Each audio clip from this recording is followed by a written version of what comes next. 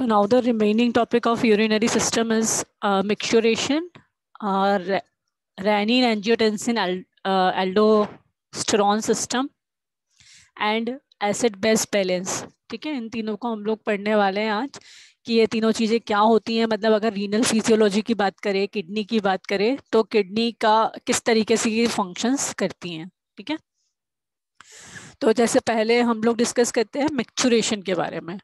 मिक्सचुरेशन का normal meaning क्या होता है? यूरिन को फ्रॉम द बॉडी बाहर निकालने की जो प्रोसेस होती है उसको हम बोलते हैं बेसिकली मिक्सचुरेशन. ठीक है, expelling the urine from the bladder और फ्रॉम द बॉडी भी आप बता सकते हैं. तो मिक्सचुरेशन का सिंपल मीनिंग होता है अपने ब्लैडर को खाली करना, बॉडी से यूरिन को रिमूव करना. ठीक है, it is known also known as voiding of the bladder. Voiding का मतलब होता है खाली करना. तो अगर जो यूरिनरी ब्लैडर को खाली करना जो है वो पर्टिकुलरली उसको हम बोलते हैं मिक्सचुरेशन. ठीक है, तो नॉर्मली जैसे हम लोगों ने पढ़ा था कि आपका जो यूरिनरी सिस्टम है उसके अंदर दो किडनीज होती हैं, टू यूरेटर्स होते हैं. One is urinary bladder and one is urethra. तो नॉर्मली किडनी का काम क्या होता है? दे फिल्टर द यूरिन. किस तरीके से? Through the nephron. नेफ्रॉन के अंदर जो ग्लोमेरुलस एपरेटस प्रेजेंट होता है वहां पे फिल्ट्रेशन की प्रोसीजर होती है.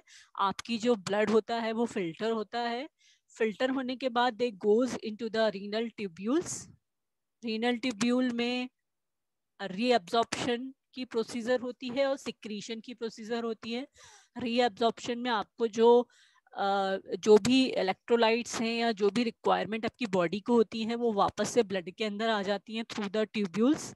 एंड रीनल सिक्रीशन में जो आपकी बॉडी को रिक्वायर नहीं होते हैं, जो कुछ वेस्ट प्रोडक्ट होते हैं जो गलती से फिल्टर ब्लड में आ जाते हैं, तो वो सिक्रीट हो जाते हैं आपके ट्यूब्स में.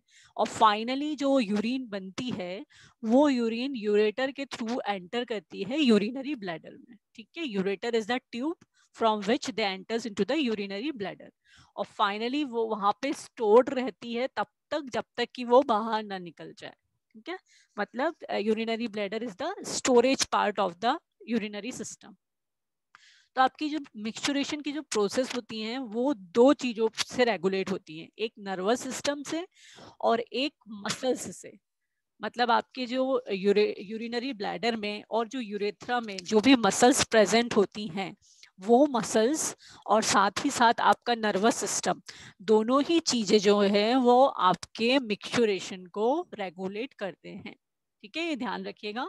Nervous system and the bladder and urethra muscles, they both are regulate the process of the micturition. और नॉर्मली आपका जो यूरिनरी ब्लैडर है वो अप्रॉक्स 400 to 500 तक मैक्सिमम जो है वो यूरिन को स्टोर करके रख सकता है जब तक कि वो बाहर नहीं निकल जाती है. अगर उससे ज्यादा एक्सटेंड हो जाती है तो अपने आप इनवॉलेंट्री एक्शन हो जाता है. ओके, और जो बच्चे होते हैं, बच्चों का नॉर्मली जो यूरिनरी ब्लैडर होता है उसमें जो कैपेसिटी होती है वो लगभग 200 ml की होती है. After completing the 200 ml urination हो जाता है. ठीक है, इन द इन्फेंट्स. ओके, और इन एडल्ट्स मैक्सिमम 500 की लिमिट होती है. ओके, नेक्स्ट आता है आपका स्टेजेस. अब जब मिक्सचुरेशन की बात करते हैं तो मिक्सचुरेशन में नॉर्मली दो स्टेजेस आती हैं आपकी. एक आती है फिलिंग स्टेज या रेस्टिंग स्टेज जिसको हम बोलते हैं, और एक आती है वॉइडिंग स्टेज. जैसे कि आपको नाम से ही समझ में आ रहा है, रेस्टिंग स्टेज और फिलिंग स्टेज मींस जिस टाइम पे आपका यूरिनरी ब्लैडर फिल हो रहा है, धीरे धीरे यूरेटर से यूरिन ड्रॉप करके आ रही है, आपकी यूरिनरी ब्लैडर को फिल कर रही है, उस पर्टिकुलर स्टेज को हमने नाम दिया है यहाँ पे फिलिंग स्टेज. और दूसरी स्टेज होती है जब आपका यूरिनरी ब्लैडर फुल हो जाता है and you need to urge to urinate, तो उस टाइम पे आपका यूरिनरी ब्लैडर खाली हो जाता है और उसको हम बोलते हैं voiding stage. Okay, the micturiation process have two steps. First is filling and second one is voiding.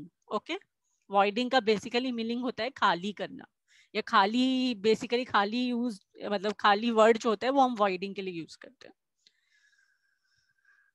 Resting stage में क्या हो रहा है, यूरिन जो किडनी में बनी थ्रू द नेफ्रॉन ये एंटर कर रही है यूरिनरी ब्लैडर में थ्रू द यूरेटर्स, ठीक है। यूरेटर एक ट्यूब होती है जिसके थ्रू वो एंटर करती है ब्लैडर के अंदर। They enter in the bladder obliquely, means थोड़ा सा, ऑब्लिकली का मतलब होता है तिरछा। जब आपकी ट्यूब्स जो है वो यूरिनरी ब्लैडर के अंदर एंटर कर रही हैं तो वो थोड़ी सी तिरछे फॉर्म में एंटर कर रही है, डायरेक्टली सीधे नहीं करती हैं ट्यूब्स, मतलब जस्ट अ मिनट।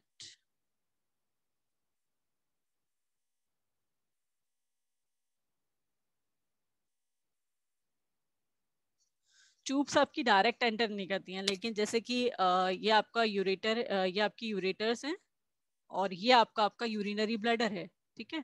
तो ये जो ट्यूब्स हैं वो ऐसे करके ऐसे एंटर करती है, तो ये थोड़ा सा तिरछे फॉर्म में एंटर करती है, इसलिए हम इसको बोलते हैं ऑब्लिकली, ओके। तो जो ऑब्लिकली प्लेसमेंट होता है यूटेरस का ब्लैडर में, उसका क्या मेन फंक्शन होता है कि इसकी वजह से क्या होता है, जो यूरिन आपकी यूरिनरी ब्लैडर में आ गई है वो वापस से नहीं मूव करती है, मतलब उसका बैक फ्लो नहीं होता है, इसलिए ये ऑब्लिकली इसका प्लेसमेंट होता है, ठीक है। और जो यूरेटर की ओपनिंग होती है वो मसल के थ्रू गार्ड, किसी स्पिंक्चर या मसल के थ्रू गार्ड नहीं करते, मतलब वहां पे जो यूरिनरी यूरेटर के थ्रू जो यूरिनरी ब्लैडर में आपका एंटरिंग हो रही है उसमें किसी भी तरीके का स्पिंक्चर नहीं होता है, किसी भी तरह का होल नहीं होता है, वो डायरेक्टली ऑब्लिकली फॉर्म में एंटर करती है, और ऑब्लिकल नेचर की वजह से आपकी जो यूरिन है उसका ब्लैक फ्लो रुक जाता है, वो वापस से यूरेटर के अंदर एंटर नहीं करती है, ठीक है। और जब आपके यूरिनरी ब्लैडर में जब यूरिन एंटर कर रही होती है उस टाइम पे डिट्रेसर मसल, जो कि आपको पहले बताया गया था लास्ट क्लास में कि यूरिनरी ब्लैडर के वॉल पे एक मसल होती है जिसको हम बोलते हैं डिट्रेसर मसल, ये मसल रिलैक्स होती है ड्यूरिंग द फिलिंग स्टेज। जब यूरिनरी ब्लैडर में एंटर कर रही है उस टाइम पे डिट्रेसर मसल रिलैक्स होती है ताकि वो इजीली यूरिन को स्टोर करके रख सके, इजीली यूरिन को आने दे, ठीक है। रिलैक्स कंडीशन में होता है तो आराम से यूरिन उसके अंदर एंटर करती है और उसको फिल करती है, ओके। सो रेस्टिंग स्टेज में क्या हो गया आपका कि ये फिलिंग स्टेज हो गई आपकी, इसके अंदर यूरेटस के थ्रू यूरिनरी ब्लैडर में आपकी यूरिन एंटर कर रही है जिसके अंदर कोई ओपनिंग नहीं होती, कोई स्पिंक्चर नहीं होता है या कोई मसल्स नहीं होती हैं, ठीक है। ये ऑब्लिकली एंटर करती हैं और due to the oblique nature वापस से जो यूरिन है उसका बैक फ्लो नहीं होता है, और उस टाइम पे यूरिनरी ब्लैडर की जो मसल है डिट्रेसर मसल वो रिलैक्स होती है, याद रखिएगा, in the resting condition the detrusor muscles are relaxed, okay, ताकि इजीली जो है आपका यूरिनरी ब्लैडर फुल हो सके यूरिन से, उसके अंदर यूरिन इजीली एंटर कर सके। नेक्स्ट आता है आपका वॉइडिंग स्टेज। जैसे कि बताया था कि वॉइडिंग में आपका यूरिनरी ब्लैडर जो होता है वो खाली हो जाता है, तो इस स्टेज में क्या हो रहा है, रेस्टिंग स्टेज में क्या हो रहा था, यूरेटर और यूरिनरी ब्लैडर वर्क कर रहे थे, यूरेटर से यूरिन आ रहा था, यूरिनरी ब्लैडर में फिल हो रहा था। वॉइडिंग स्टेज में यूरिनरी ब्लैडर और यूरेथ्रा वर्क कर रहे हैं, यूरिनरी ब्लैडर एंड यूरेथ्रा ये दोनों एक साथ वर्क कर रहे हैं, तो इसमें क्या होता है, जो डिट्रेसर मसल जो यूरिनरी ब्लैडर की वॉल पे प्रेजेंट होती हैं वो पहले रिलैक्स थी जब आपका फिल हो रहा था उसके अंदर यूरिन, उसके बाद जैसे ही यूरिन फिल हो जाता है उसकी स्टोरेज कैपेसिटी फुल हो जाती है, after completing the storage capacity they contract, फिर वो कॉन्ट्रैक्ट होना स्टार्ट कर देता है जिसकी वजह से स्ट्रेचिंग स्टार्ट हो जाती है। जैसे आपका यूरिनरी ब्लैडर फुल होता है तो जो आसपास की जो उसकी मसल्स होती हैं वो कॉन्ट्रैक्ट करना स्टार्ट कर देती हैं जिसकी वजह से जो स्ट्रेचिंग रिसेप्टर्स होते हैं वो वर्क करना स्टार्ट कर देते हैं, ठीक है। और यूरिनरी ब्लैडर में प्रेजेंट होती है डिट्रेसर मसल, और यूरेथ्रा के अंदर जो मसल्स प्रेजेंट होती है उनका नाम है internal and external urethral sphincter, जो हम होल बोल रहे हैं internal sphincter and external sphincter, it is the muscles which are present in the urethra. Urinary bladder और यूरेथ्रा के बीच में जो मसल्स प्रेजेंट होती है उसको हम बोलते हैं इंटरनल स्पिंक्चर, और जो यूरेथ्रा और बॉडी के बाहर मतलब इन्वायरमेंट में के बीच में जो आपका स्पिंक्चर प्रेजेंट होता है उसको हम बोलते हैं एक्सटर्नल स्पिंक्चर। और ये बेसिकली मसल्स हैं दोनों किसकी, यूरेथ्रा की, ठीक है। तो यूरिनरी ब्लैडर की मसल्स कौन हो गई, डिक्ट्रेसर मसल, और यूरेथ्रा की मसल कौन कौन सी हो गई, internal and external urethral sphincter. तो जब भी मिक्चुरेशन की प्रोसेस होती है तो ये तीनों मसल्स वर्क करती हैं, डिक्ट्रेसल, इंटरनल स्पिंचर और एक्सटर्नल स्पिंचर। साथ ही साथ नर्वस सिस्टम भी वर्क करता है, ठीक है। तो यहाँ पे अगर हम देखें तो इंटरनल स्पिंचर स्मूथ मसल है। स्मूथ मसल का काम क्या होता है, स्मूथ मसल इनवॉलेंट्री वर्क करते हैं। आपको बताया गया है, जब आपको मस्कुलर टिश्यू पढ़ाया गया था तब बताया था स्मूथ मसल जो होती हैं वो इनवॉलेंट्री वर्क करती हैं, इस पे हमारा कोई बस नहीं चलता। लेकिन एक्सटर्नल जो स्पिंक्चर होता है वो स्केलेटल मसल होता है जो कि वॉलेंट्री वर्क करता है, जब आप चाहेंगे तभी वो वर्क करेगा, ठीक है। And both this sphincter are in contracted stage during the filling stage. जब फिलिंग होती है तब ये कॉन्ट्रैक्शन स्टेज में होते हैं, जब इनकी फिलिंग कंप्लीट हो जाती है तब ये रिलैक्सिंग स्टेज में आ जाते हैं। मतलब जस्ट अपोजिट हो जाता है। In the filling stage detrusor muscle जो होती हैं वो रिलैक्स होती हैं, और ये दोनों स्पिंक्चर जो होते हैं ये कॉन्ट्रैक्ट होते हैं। और जब मिक्सुरेशन की प्रोसीजर होती है तब डिक्ट्रेसल मसल कॉन्ट्रैक्ट करती हैं और ये जो दोनों स्पिंक्चर हैं वो रिलैक्स करते हैं, ताकि इजीली जो है यूरिन बाहर निकल पाए, ठीक है। तो this is the two stages which comes in the मिक्सुरेशन. Now we discuss about the physiology of micturition. What do you mean by physiology? Physiology means working. किस तरीके से वर्किंग आपकी होती है, ठीक है। तो जब आपके यूरिनरी ब्लैडर में approx 300 to 400 ml blood enter कर जाता है और उसकी स्टोरेज कैपेसिटी बढ़ जाती है, मतलब स्टोरेज कैपेसिटी कंप्लीट हो जाती है, तो जो ऑटोनॉमिक नर्व फाइबर्स होते हैं आपकी ब्लैडर के वॉल पे, जैसे ये ब्लैडर है आपका, जैसे ये ब्लैडर फुल होता है तो ये स्ट्रेच करता है। तो जो जैसे ये स्ट्रेच करता है तो यहाँ पे ये देख रहे हैं आप, डॉट्स आपको नजर आ रहे हैं, this is known as the nerve endings. इसको हम बोलेंगे स्ट्रेचिंग रिसेप्टर्स, ठीक है। मतलब वो स्ट्रेच हो रहा है तो वो रिसेप्टर्स हैं जो कि मैसेज प्रोवाइड कर रहे हैं नर्वस स्पाइनल कॉर्ड को। एक सेकेंड,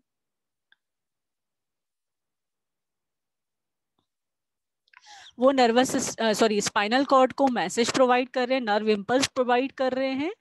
जैसे ही नर्व इम्पल्स पहुंचता है स्पाइनल कॉर्ड के पास तो स्पाइनल कॉर्ड जो है वो मैसेज प्रोवाइड करता है डिट्रेसर मसल को कॉन्ट्रैक्ट होने के लिए, और साथ ही साथ इंटरनल स्पिंक्चर को रिलैक्स होने के लिए वो मैसेज प्रोवाइड करता है। लेकिन एक चीज ध्यान रखिएगा, इन द इन्फेंट्स, जब बच्चे होते हैं, छोटे होते हैं नॉर्मली, तो उनके अंदर नर्वस सिस्टम वर्क नहीं करता, तो यहाँ पे स्पाइनल रिफ्लेक्स वर्क करता है। रिफ्लेक्स आर्क का फॉर्मेशन होता है कि जैसे ही आपके जो स्ट्रेच रिसेप्टर्स थे वो स्ट्रेच हुए ब्लैडर फुल होने के कारण, तो इन्होंने मैसेज सेंड किया नर्वस स्पाइनल कॉर्ड में, और through the spinal cord nerve impulse ने मैसेज भेजा डिट्रेसर मसल को कॉन्ट्रैक्ट होने के लिए, और जो स्पिंक्चर है उसे मैसेज किया रिलैक्स होने के लिए, तो इजीली यूरिन जो है वो पास हो गई, ठीक है। तो इसमें क्या होता है, आपका जो नॉर्मली मतलब इन्फेंट्स होते हैं तो उसके अंदर नर्वस सिस्टम डेवलप नहीं होता है, तो उस केस में स्पाइनल रिफ्लेक्स होता है, और due to the spinal reflex micturition की प्रोसीजर हो जाती है, ठीक है। जब भी मिक्सुरेशन होता है तो ध्यान रखिए डिट्रेसर मसल कॉन्ट्रैक्ट करेंगी और इंटरनल यूरेथ्रल रिलैक्स करेंगे, ठीक है। और उसके बाद जब एडल्ट की कंडीशन आती है, इसके बाद हम डिस्कस करेंगे, जब एडल्ट हो जाते हैं तो फिर किस तरीके से आपका मिक्सुरेशन वर्क करता है। तो ये किस केस में वर्क हो रहा है, जब आपका नर्वस सिस्टम प्रॉपरली डेवलप नहीं है, लाइक बच्चे हो गए, लाइक कोई स्पाइनल कॉर्ड में मतलब आपके ब्रेन में सपोज करो कोई इंजुरी हो गई, या कोई सेंसेशन नहीं है आपकी बॉडी में, आप अनकॉन्शियस हैं, उन सब अनकॉन्शियसनेस है, तो उन सब पोजीशन में क्या हो जाता है, मतलब मिक्सुरेशन अपने आप हो जाता है, इनवॉलेंट्री कंट्रोल होता है, ठीक है। इसको हम बोलते हैं स्पाइनल रिफ्लेक्स, ठीक है। especially in the case of infants or in any nervous injury or spinal injury, किसी भी तरीके के केसेस अगर होते हैं तो वो इनवॉलेंट्री जो है अपने आप मिक्सचुरेशन उसके अंदर हो जाता है। ठीक है, नेक्स्ट आता है आपका जब नर्वस सिस्टम आपका पूरा डेवलप हो जाता है, जब आपका नर्वस सिस्टम प्रॉपरली वर्क करने लग जाता है, तो जो मिक्सचुरेशन रिफ्लेक्स है वो स्टिमुलेट होता है, वो सिर्फ यहाँ तक वर्क करता है, इंटरनल एक्सपिंचर तक, इंटरनल एक्सपिंचर तक, लेकिन उसके बाद जो नर्व इम्पल्स हैं वो जाते हैं आपके ब्रेन में।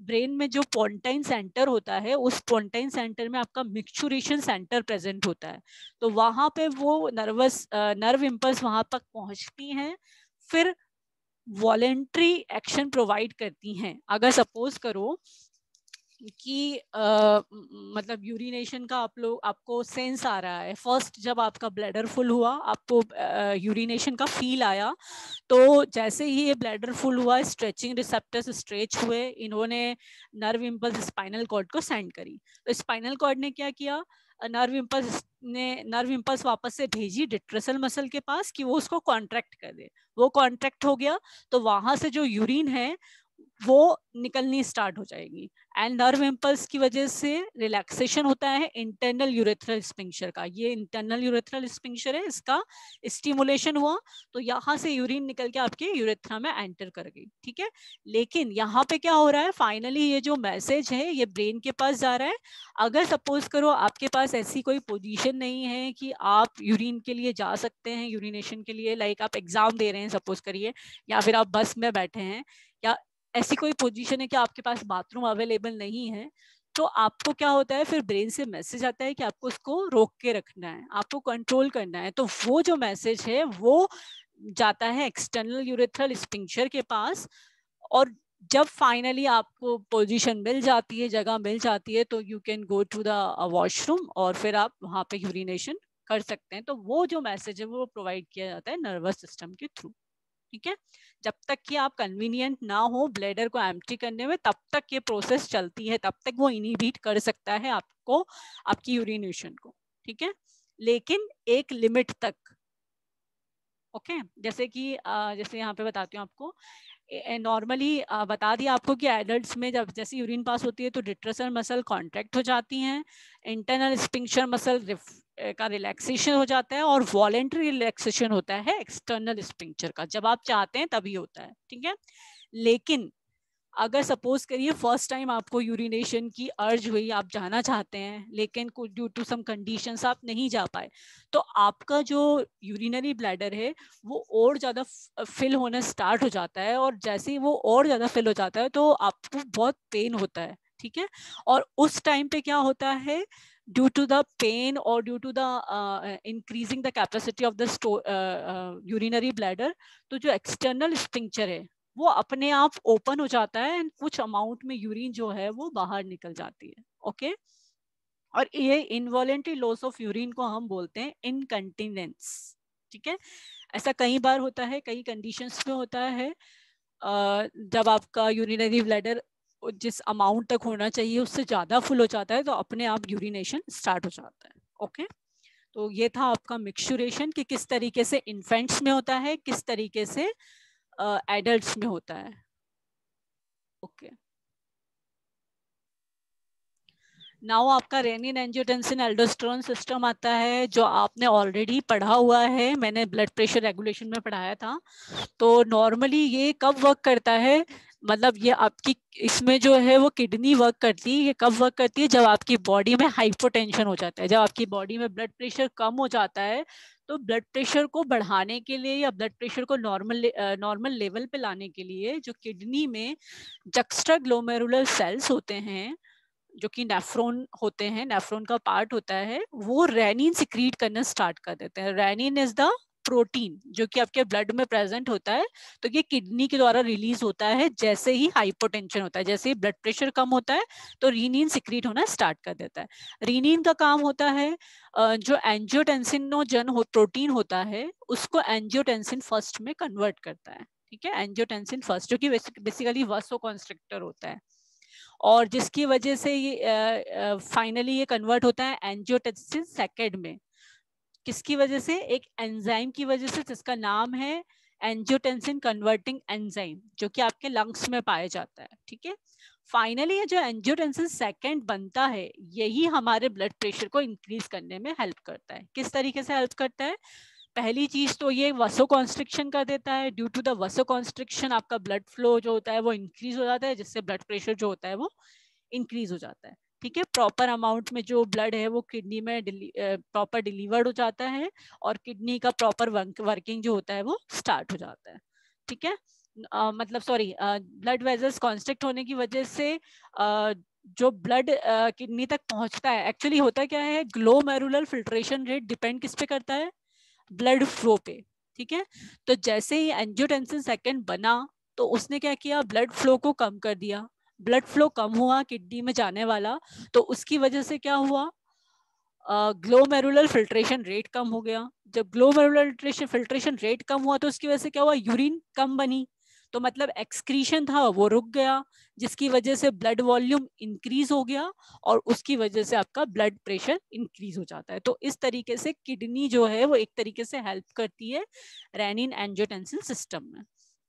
और सेकंड इसका मैकेनिज्म होता है कि जो एंजियोटेंसिन सेकंड होता है वो एड्रेनल कॉर्टेक्स को स्टिमुलेट करता है, जिससे एक हार्मोन रिलीज होता है जिसको हम एल्डोस्टेरोन बोलते हैं। और ये जो हार्मोन होता है, ये वाटर के रिटेंशन को इंक्रीज कर देता है, वाटर के एक्सक्रीशन को कम कर देता है, रिटेंशन को बढ़ा देता है, जिसकी वजह से ब्लड प्रेशर इंक्रीज हो जाता है। और जैसे ही ब्लड प्रेशर ज्यादा बढ़ जाता है आपकी बॉडी में, तो ये जो सब चीजें हो रही हैं इसको ब्लॉक कर देता है। जो किडनी होती है फिर वो रेनिन को रिलीज करना बंद कर देती है, फिर आगे की जो प्रोसीजर होती है वो बंद हो जाती है। Like you see this diagram, कि जैसे ही आपकी बॉडी में रीनल परफ्यूजन मतलब हाइपोटेंशन हुआ, तो ड्यू टू द हाइपोटेंशन जो ग्लोमेरुलर एपरेटस होता है, they release the renin. Renin is the protein which is present in the kidney, ठीक है। and renin stimulate the angiotensinogen to angiotensin first. ये angiotensin first जो है वो एंजियोटेंसिन सेकंड में कन्वर्ट होता है in the presence of angiotensin converting enzyme, जो कि कहाँ प्रेजेंट होता है, लंग्स में और किडनी में, ठीक है। उसके बाद एंजियोटेंसिनोजन सेकंड जो है वो किस किस तरीके से ब्लड प्रेशर को इंक्रीज कर सकता है? पहला, सिंथेटिक एक्टिविटी प्रोवाइड करके, दूसरा सोडियम के रीअब्जॉर्प्शन को बढ़ा के, और वाटर के रिटेंशन को बढ़ा के। इन दोनों को बढ़ाने की वजह से क्या होगा, आपका जो ब्लड प्रेशर है या ब्लड वॉल्यूम है वो इंक्रीज हो जाएगा। तीसरी चीज कि जो एड्रेनल कॉर्टेक्स होता है उससे एल्डोस्टेरोन का सिक्रीशन होगा, और ये एल्डोस्टेरोन जो है ये भी वाटर के रिटेंशन को इंक्रीज कर देता है, जिसकी वजह से ब्लड वॉल्यूम और ब्लड प्रेशर इंक्रीज हो जाएगा। और नेक्स्ट आपकी प्रोसीजर होती है कि ये वसो कॉन्स्ट्रिक्शन कर देता है। जैसी वसो कॉन्स्ट्रिक्शन मतलब जो वेजल्स होती हैं उन्हें कॉन्स्ट्रिक्ट कर देता है, जिसकी वजह से ब्लड फ्लो जो होता है वो मतलब ब्लड प्रेशर जो होता है वो इंक्रीज हो जाता है। और लास्ट होता है ADH, anti diuretic hormone. Anti diuretic hormone का क्या काम होगा, जो वाटर के एक्सक्रीशन को कम कर देगा, मतलब वाटर के एब्जॉर्प्शन को इंक्रीज कर देगा। तो इन सब तरीके से आपका जो ब्लड प्रेशर होता है वो नॉर्मल लेवल पे आ जाता है, या कम हुआ था वो सही हो जाता है। जैसे ही ये सब चीजें होती हैं आपकी बॉडी में, अगर ये बहुत ज्यादा बढ़ जाएंगी तो आपका ब्लड प्रेशर इंक्रीज हो जाता है। तो उसको कंट्रोल करने के लिए क्या करते हैं, ये जब जैसे ही ब्लड प्रेशर इंक्रीज होता है या वाटर और सॉल्ट का रिटेंशन होता है, तो जो जक्स्टाग्लोमेरुलर एपरेटस होता है वो वापस से रेनिन को निकलना, मतलब रेनिन को नहीं निकलने देता है, एक इनिबिटरी सिग्नल भेज देता है, जिससे रेनिन जो होती है वो नहीं निकलती है। ओके, इस तरीके से हम ब्लड प्रेशर को मेंटेन कर सकते हैं, ब्लड वॉल्यूम को मेंटेन कर सकते हैं, ठीक है। और आपका आता है नेक्स्ट पार्ट कि किडनी किस तरीके से एसिड बेस बैलेंस में हेल्प करती है। तो जैसे कि मैंने नॉर्मली आपको बताया था, हम लोगों ने जब tubular reabsorption and tubular secretion पढ़ा था, तो उसी के थ्रू आपका एसिड बेस बैलेंस मेंटेन होता है। किस तरीके से कि जो किडनी है उसके दो मेन रोल होते हैं, एक रीअब्जॉर्प्शन करना, एक सिक्रीशन करना। तो वो बाइकार्बोनेट आयन को रीअब्जॉर्ब करता है, एक्सक्रीट करता है हाइड्रोजन आयंस को। ठीक है, दो प्रोसेस होती है आपके ट्यूब्यूल्स में, रीअब्जॉर्प्शन और सिक्रीशन। तो जो रीअब्जॉर्ब करता है बाइकार्बोनेट आयन को from urine and to excrete hydrogen ions into urine, इन दो प्रोसेस के कारण आपकी जो किडनी है वो एसिड बेस बैलेंस को मेंटेन कर पाती है। तो नॉर्मली क्या होता है, जब आपकी बॉडी में एसिडोसिस की प्रॉब्लम होती है, मतलब जब आपकी बॉडी में एसिड बहुत ज्यादा बढ़ जाता है, तो क्या होता है, जो आपके जो ट्यूब्स मतलब रीनल ट्यूब्यूल्स होते हैं, वो ज्यादा से ज्यादा बाइकार्बोनेट आयंस को एब्जॉर्व करते हैं। क्यों? क्योंकि बाइकार्बोनेट आयंस जो है वो अल्कली नेचर के होते हैं, तो वो एसिडोसिस को कंट्रोल करने में हेल्प करते हैं। तो इसके लिए क्या होता है कि जो हाइड्रोजन आयंस हैं वो ज्यादा से ज्यादा सिक्रीट करता है कलेक्टिंग डक्ट्स। कलेक्टिंग डक्ट्स जो होता है उसका काम होता है ट्यूबुलर मतलब सिक्रीशन का, हाइड्रोजन आयन के सिक्रीशन का। तो जैसे ही आपकी बॉडी में एसिड का अमाउंट बढ़ा, तो जो कलेक्टिंग डक्ट्स हैं वो ज्यादा से ज्यादा अमाउंट में हाइड्रोजन को सिक्रीट करेंगे, जिसकी वजह से ज्यादा से ज्यादा बाइकार्बोनेट आयंस बनेगा, और वो बाइकार्बोनेट आयंस जो है फाइनली अमोनिया जिनेसिस की फॉर्मेशन करेंगे, जिससे आपका अमोनिया बफर बनेगा, और जिसकी वजह से आपकी बॉडी में बैलेंस होगा। मतलब आपकी बॉडी में अगर एसिड बहुत ज़्यादा बढ़ गया है, तो उसको कंट्रोल करने के लिए बाइकार्बोनेट आयंस का ज़्यादा से ज़्यादा फॉर्मेशन करना होगा। उसके लिए हाइड्रोजन आयन का सिक्रीशन बढ़ेगा, जिसकी वजह से बाइकार्बोनेट आयन बनेंगे, और बाइकार्बोनेट आयन ज़्यादा से ज़्यादा बॉडी में एब्जॉर्ब होंगे। ठीक है। और सेकेंड चीज, अगर आपकी बॉडी में अल्कलोसिस ज्यादा हो जाता है, अल्कली बहुत ज्यादा बढ़ जाता है, तो उस केस में क्या होता है, किडनी जो कि रीअब्जॉर्ब कर रही थी बाइकार्बोनेट आयन को, वो बाइकार्बोनेट आयन को अपनी बॉडी से निकाल भी सकती है। ठीक है, और हाइड्रोजन आयन का सिक्रीशन कम कर सकती है। In the case of acidosis, hydrogen ion का सिक्रीशन बढ़ गया था। In the case of alkalosis, hydrogen ion का सिक्रीशन कम हो गया, जिसकी वजह, और साथ ही साथ जो बाइकार्बोनेट वो रीअब्सॉर्ब कर रहा था, वो अब एक्सक्रीट करना स्टार्ट कर देता है। तो इस तरीके से फाइनली आपकी बॉडी में एसिड बेस बैलेंस का वर्किंग करता है किडनी।